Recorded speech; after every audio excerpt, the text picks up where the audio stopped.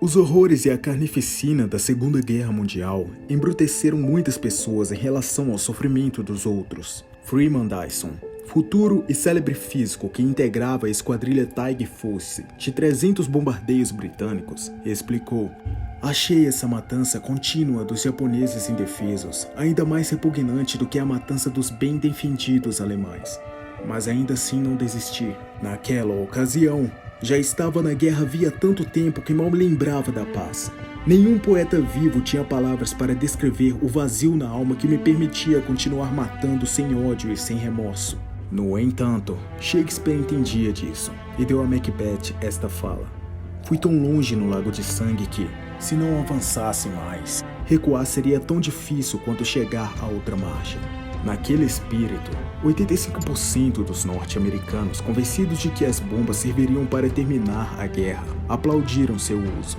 Quase 23% afirmaram que queriam que os japoneses não tivessem se rendido tão rápido, para que os Estados Unidos pudessem ter jogado mais bombas sobre eles. As estimativas de Truman de possíveis baixas norte-americanas resultantes de uma invasão do Japão continuaram crescendo com a passagem dos anos. A quantidade de mortes projetadas saltaram de milhares, pouco depois do bombardeio, para 500.000, uma década depois. Quase 50 anos depois, em 1991, o presidente George Bush elogiou a decisão calculada e dura de Truman que poupou a vida de milhões de norte-americanos. As controvérsias relativas ao uso das bombas atômicas continuaram a agitar a sociedade norte-americana. Os protestos da American Legion, da Air Force Association e dos conservadores do Congresso obrigaram a Smithsonian Air and Space Museum a cancelar uma exposição sobre o bombardeio em 1995. O jovem segundo-tenente Paul Fussell, que estava no Pacífico por ocasião do lançamento da bomba, publicou em 1988 Thank God for the Atom Bomb, em que escreveu: "Com toda a virilidade falsa de nossas aparências, gritamos aliviados e alegres. Nós íamos continuar vivendo, nós íamos continuar crescendo e virando adultos." Como milhões de outros de sua geração, e milhões desde então, Fussell se deixou convencer de que Truman e a bomba salvariam de invadir o Japão. No entanto, atribuir a vitória à bomba até certo ponto insultaria a memória de muitos homens e mulheres que deram suas vidas para derrotar os japoneses. Robert Oppenheimer encontrou-se com Henry Wallace pouco depois da guerra, muito preocupado com a eventual matança de dezenas de milhões de pessoas. Naquele mesmo ano, ele informara aos principais líderes civis e militares que em 3 anos os Estados Unidos provavelmente teriam armas até 7.000 vezes mais potentes que a bomba de Hiroshima. Ele propôs o controle internacional da tecnologia atômica para aplacar os temores soviéticos sobre as intenções norte-americanas. Wallace escreveu em seu diário: "O sentimento de culpa dos cientistas atômicos é uma das coisas mais espantosas que já vi." Wallace concordou com Oppenheimer. Era necessário um gesto de boa vontade, e este veio da pessoa mais inesperada.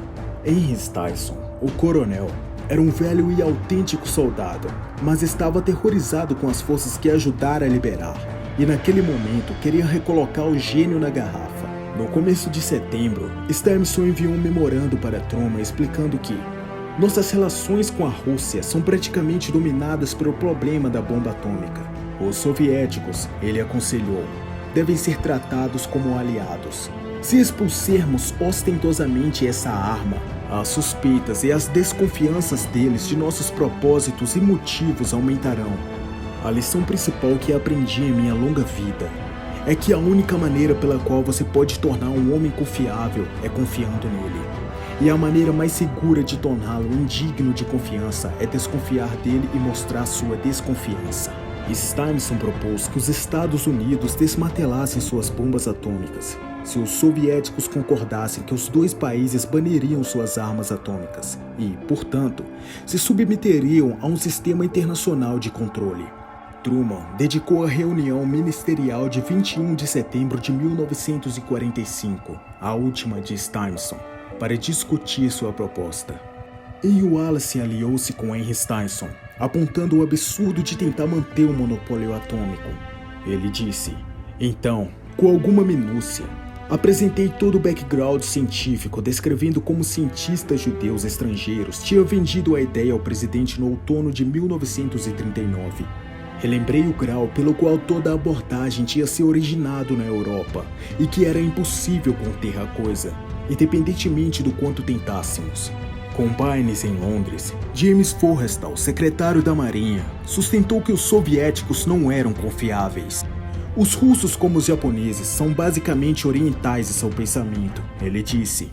O ministério dividiu-se em relação à proposta de Steinson, que teria colocado os Estados Unidos do lado da paz mundial. No entanto, Truman vacilou e, no fim, capitulou ante o grupo linha dura de Bynes e Forrestal. A temida e potencialmente suicida corrida armamentícia se intensificava gradativamente. Em outubro de 1945, quando Truman finalmente se encontrou com Robert Oppenheimer, perguntou se o cientista tinha ideia de quando os russos desenvolveriam sua própria bomba atômica. Oppenheimer não sabia. Truman respondeu que conhecia a resposta. Nunca, ele disse. Surpreso com a ignorância truculenta do presidente e frustrado com o fato de Truman não entender a gravidade da crise em evolução, Oppenheimer falou de maneira impulsiva. Senhor presidente, sinto que tenho sangue em minhas mãos. Furioso, Truman respondeu. O sangue está em minhas mãos. Eu é que deveria me preocupar com isso. Na sequência, Truman disse a Jim Anselson, não quero nunca mais ver esse velho filho da puta nesse escritório. Mais tarde, Oppenheimer foi acusado por conservadores de direita de ser agente da União Soviética e ficou sujeito a diversas investigações pelo FBI. Em 1954, seu certificado de segurança, permissão dada a uma pessoa para ter acesso a segredos de Estado, foi cancelado. Do ponto de vista das autoridades norte-americanas, seu crime foi se opor à construção da nova bomba de hidrogênio, que ele considerava uma arma de genocídio.